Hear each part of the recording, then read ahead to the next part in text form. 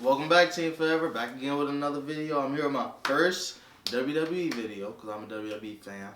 So, since it's the end of the year or the beginning of the year, depending on when I post this video, we're about to recap the year of 2016 in the WWE and just give out like awards for certain categories like Superstar of the Year, Theme Song of the Year, Move of the Year, stuff like that. So, and I'm here with my friend Martez. And he a wrestler. Independent star. An independent wrestler here in Detroit. Kind of just broke in a couple months ago. And he had like 3 matches in my belt. So yeah, and he was trained at PWAS Pro Wrestling School. And he do work for Ring of Honor and other independent companies around Michigan. Well, let's get started. And the first category is Theme Song of the Year. Alright, so I think a theme song is important in wrestling because it allows the audience to connect with the superstar. For instance, Brock Lesnar theme song. As soon as you hear it, you know he's about to, kill somebody. But I gave Theme Song of the Year to AJ Styles. AJ Styles. I think his theme song is the best new theme song in WWE. Every time you hear it, I got it on my phone. It's like the best theme song in WWE today, in my opinion. You know, I actually gave AJ Styles the theme songs weird too, but I also added TJ Perkins. They both were like really like pop worthy, you know what I mean? No. So once it starts, the fans know and they just go crazy. The TJ Perkins and AJ Styles, the theme song of the year. The next category is the most improved superstar and female superstar of the year. You can go first. For this one, I gave it to Braun Strowman. When they split him with the wife, I did not think he would make it, but he's doing really well. And then for the female star, it's Naomi. She has reinvented herself with the glow thing, and it's great. So I also gave the most improved superstar and female superstar to Naomi and to Braun Strowman. So we both agreed on that one and took the words out of my mouth. Braun Strowman, last year, I thought he moved like a robot. I thought his in-ring work was terrible, to be honest. I really thought he moved like a robot. I didn't see why they was pushing him so much. But now, this year, he's been having some good matches. Sami Zayn, who else he had good matches with the other guy that wasn't a jobber from WWE. I forget who it was. Ellsworth? Sin Cara. Oh, okay. He had a good match with Sin Cara. And Naomi, I mean, she always was good, but she got even better. So, and I didn't think I would like her as a face because she was doing such good work as a heel. Turn that off. But yeah, the most improved superstar and female superstar, Braun Strowman and Naomi. And the next category is the most disappointing match of the year. I'll go first. At first, I had from WrestleMania, Dean Ambrose versus Brock Lesnar, but recently, the most disappointing match it has been Goldberg versus Brock Lesnar from Survivor Series. Oh my God. Talk about a disappointment. I mean, I can't even talk about it. That match was so... It wasn't necessarily bad. It was just disappointing because you expected more from it. You know, I actually liked that match because it was surprising, you know. Everybody expected Brock Lesnar to dominate Goldberg or something like that, but it was actually like surprising for me, so it was really good. So I put that on the list as well because of what everybody is saying. I also put Triple H versus Roman Reigns, the WrestleMania main event, because it was a good moment for Roman Reigns, but the main event itself was kind of boring for WrestleMania. So that's on the list as well for me. The most overrated superstar of the year, I'll go first. For me, I picked, and most overrated doesn't necessarily mean that they're bad. It just basically means somebody that gets way too much TV time that you don't think deserves that much TV time. And for me, the only person that I could think of was Mr. No Chin himself, James Ellsworth. Why does he get so much TV time on SmackDown? We could be using that to elevate other guys, Apollo Crews, Kalisto, even give more time to AJ Styles, anybody, but you giving it to this guy. And I'm all for opportunity and stuff, but oh my God. He get way too much TV time. When I was just at SmackDown, I think he had 3 segments. Yeah. Way too much. James Ellsworth, no chin. James Ellsworth. Oh, I actually like him because he's like an indie guy, like a lot of indie wrestlers, and he came up from a tryout match, so it's actually pretty cool to just see him do so well. But I can understand that. I had a really hard really hard problem like picking this category, so I just randomly gave it to Brock Lesnar and Randy Orton. Brock Lesnar and Randy Orton tied. Yeah. Okay. Most underrated superstar of the year. You can go first. I actually put three here. For most underrated, Dolph Ziggler. He deserves like so much more than what he's getting. They always give him title shots, main event, and they don't give it to him. But I think that he's a good performer and deserves it. I gave it to Zack Ryder as well. He's an awesome performer. Like he can do so much in the ring that they don't let him to do. They gave him the IC belt for the WrestleMania, and he just had it for one day. Mm-hmm. And I gave it to Jack Swagger too because he's a really great performer as well. That's about it for me. The most underrated superstar of the year, I gave to two people as well. Well, I guess technically three people, but one is Apollo Crews because he doesn't get any TV time. I mean, he gets maybe one televised appearance a month, so he's underrated. Also, American Alpha. I kind of picked them before SmackDown when they won the titles, so it's kind of weird because now they're the tag team champions. But before that, I thought they was underrated because ever since being moved up to the main roster, they haven't really done anything. They had a feud with the Usos that never even paid off. They never got the big win over them, which that could have been a great feud. But most underrated, American Alpha and Apollo Crews. Feud of the year. You can go first on that one. Feud of the year, definitely Charlotte versus Sasha. They had a few battles that were just amazing. They had WWE gave them the first women's main event, not main event, Hell in a Cell, I think, and I think Last Man Standing. So that just was awesome. They had the best feud of the year to me. To me, it wasn't that many good feuds this year, but I mean, if I had to pick, I would pick Sasha and Charlotte because when you think about it, they've been feuding since WrestleMania. Yeah. They had a match at WrestleMania. They've been feuding. They feuded all the way into 2017. It ended the Raw before, or I don't know. Did it end at the last pay-per-view? It ended in December, sometime in December. Mm-hmm. So yeah, that's the feud of the year, but there haven't really been that many really good feuds lately. The only other ones I can think of that were pretty good were Dolph Ziggler and The Miz.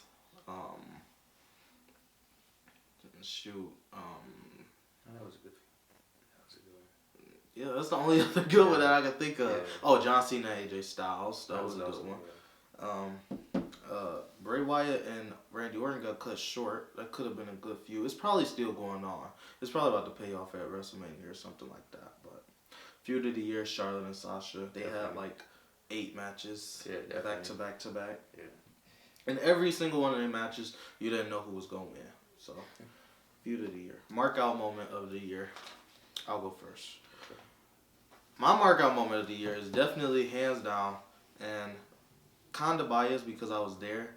But when Shane McMahon returned to the WWE, I was there, and when his music hit, it was no lead up to his music hitting. It just kind of hit out of nowhere, and everybody in that arena just went crazy because Shane McMahon haven't been in WWE in so long, and we had no clue that he was returning that day. It wasn't nowhere online, and it just came out of nowhere. So Shane McMahon returned and mark out moment of the year for me.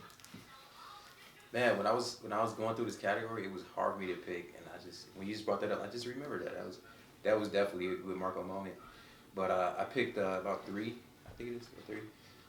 I picked Finn winning the belt from Seth Rollins. I think when he faced Seth Rollins, that was definitely, I didn't think he would win, and that was just definitely a big moment for him. When Triple H came back and gave the belt to Kevin Owens, that was really shocking for me as well, and it was just a great moment. And when Zack Ryder, I'm bringing up Zack Ryder once again, when he won the IC title, I did not think he would win that match, Money in the Bank. Or I mean the 6-man tag. Did he 6-man? It was the ladder match at WrestleMania.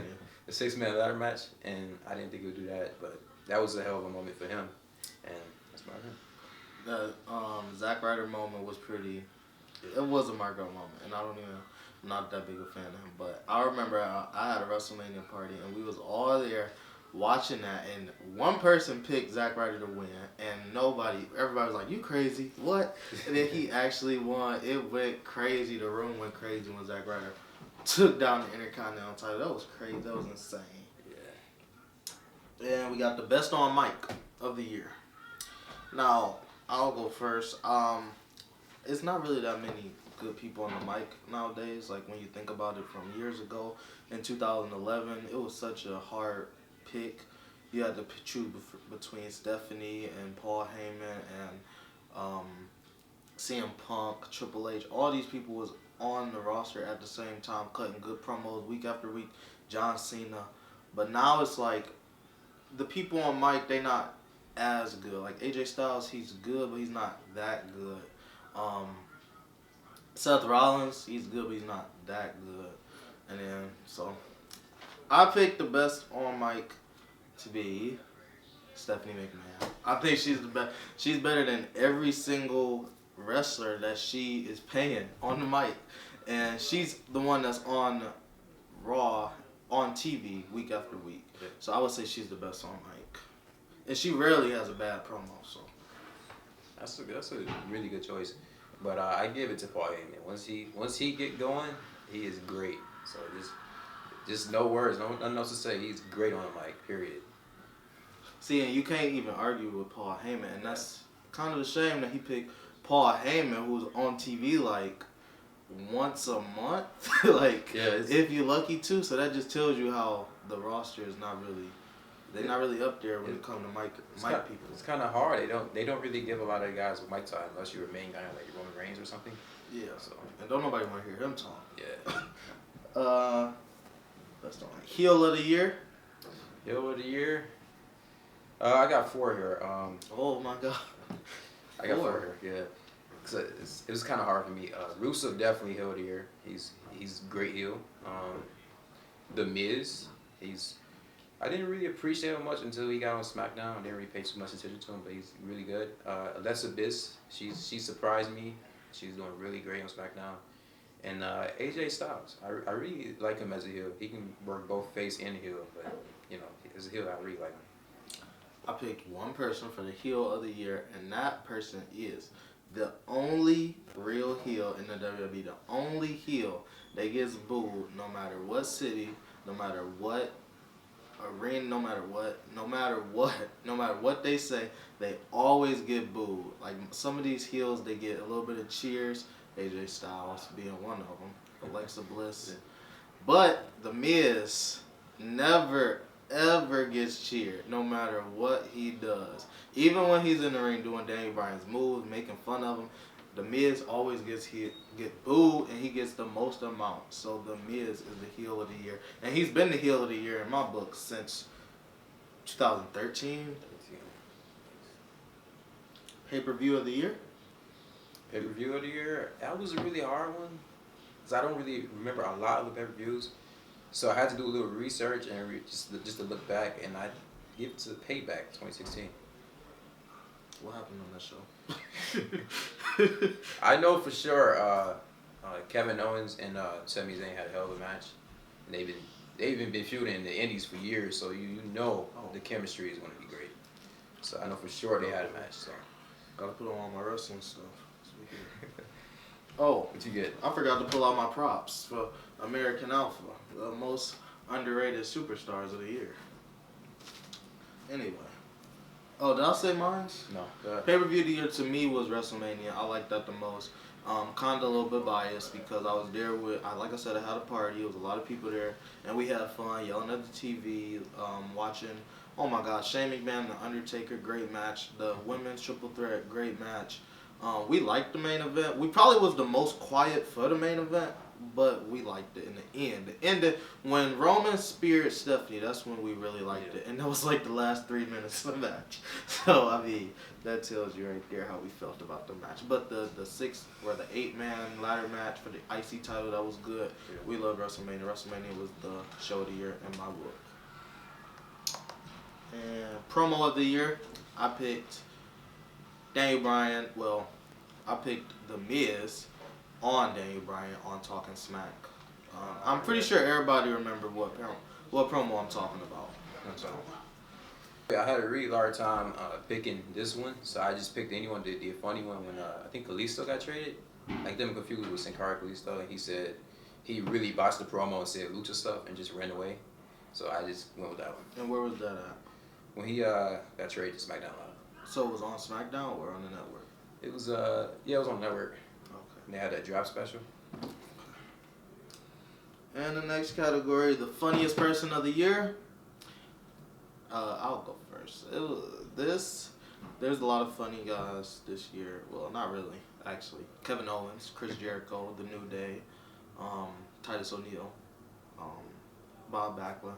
It's a lot of funny people this year. Mick Foley. But I gave it to Chris Jericho. Chris Jericho. Even over The New Day, which was tough picking The New Day or Chris Jericho. But I picked Chris Jericho because it's, oh my God. The stuff he's been doing lately has been hilarious. When I went to SmackDown, the first person I said, oh, I wish this was Raw so that we can see Chris Jericho. And then, like, the people I was there with was like, well, what about Kevin Owens? What about Seth Rollins? What about this person? I really want to see Chris Jericho because he's hilarious. His character this year has been out of this world. I picked Chris Jericho. He cracks me up. Chris Jericho is the funniest person this year, in my opinion. You know, I gave it to Heath Slater when he brought up the I Got Kids thing and all that to get in SmackDown. It was great, and he even without him, he wouldn't have like Rhino doing so much in SmackDown. They gave him the tag titles with Rhino, so that was pretty great. Tag team of the year. This is a pretty obvious one for me. I picked The New Day. I don't even have to explain that one. The New Day tag team of the year. I can't even pick a second. So yeah, you know, I had to go with The New Day as well. But to pick a second, I would have to go with American Alpha.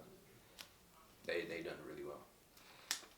The New Day. I mean, Jesus Christ. They held the title the whole entire year. Yeah. I actually hate that they lost it. I don't think they should have lost it. Yeah, it felt like they can just be champions forever. It never got old to me. Yeah.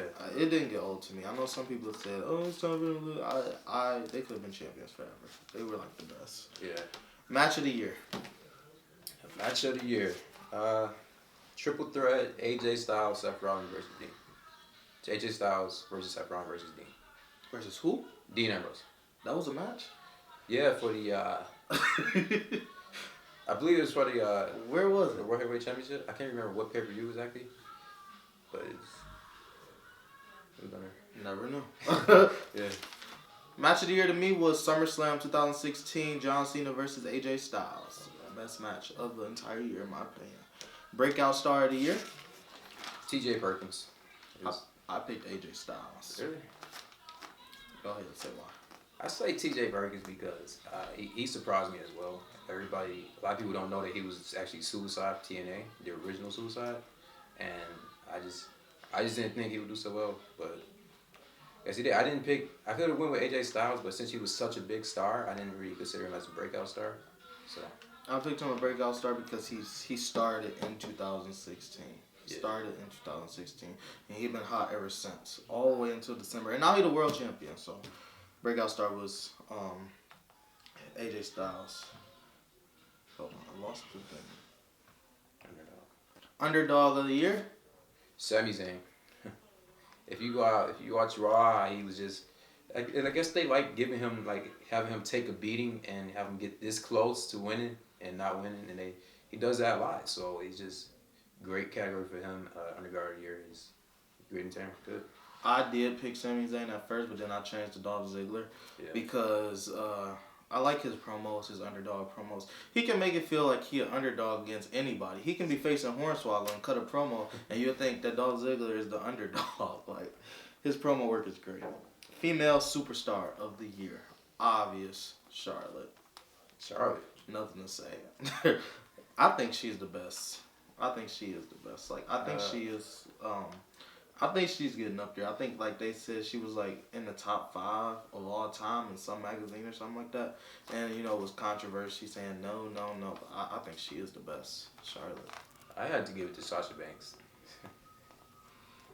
It's the crowd reaction, and she's a great performer. I thought about giving it to Charlotte. She's up there, but definitely Sasha Banks. Male superstar of the year. Male superstar of the year. This guy's been hot since it started. Dean Ambrose. He's been grinding it out. He's been hot now. He's been the champion. Now he's probably on his way back to being champion. So Dean Ambrose definitely started the year. I picked Dean Ambrose as a superstar of the year. He's been the only person all year that started from January all the way to December on every single show. Always had a good performance. He was like the last one in the Royal Rumble. Next pay-per-view, he went against Triple H. A lot of people thought he was about to win a title. WrestleMania had a good match, if he with Brock Lesnar. Then a great feud with Chris Jericho. He's the only person that I could be wrong, but I don't think he even got injured all year. He went the entire year being hot. AJ Styles, he won a title. He lost the title. He did everything. I think he even fought for the IC title this year. He had a feud with the Shield, won that feud with the Shield. He was the second overall pick in the draft. Dean Ambrose, superstar of the year. This is really, he made this year. That's definitely his year. Person to look out for in 2017. You know, I like what they're doing with Neville, so I have to give it to Neville. His heel run is great. You watch him on 205, he's doing great. He's on his way to the championship. So Neville for me. I picked two people. I think Samoa Joe is going to come up from NXT soon. He lost the title. Look out for him, probably in the Royal Rumble. And the second person, just in case Samoa Joe don't come up, is Cesaro. He's a tag team champion right now, but that's not going to last long. Him and Sheamus being champions is not going to last long. And once he's done with the tag team thing, I think this year he's going to win the main title. I really do. But that has been the entire video. Leave your thoughts in the comments. Be sure to like, comment, subscribe to this channel, and share this video. And until next time, catch you later.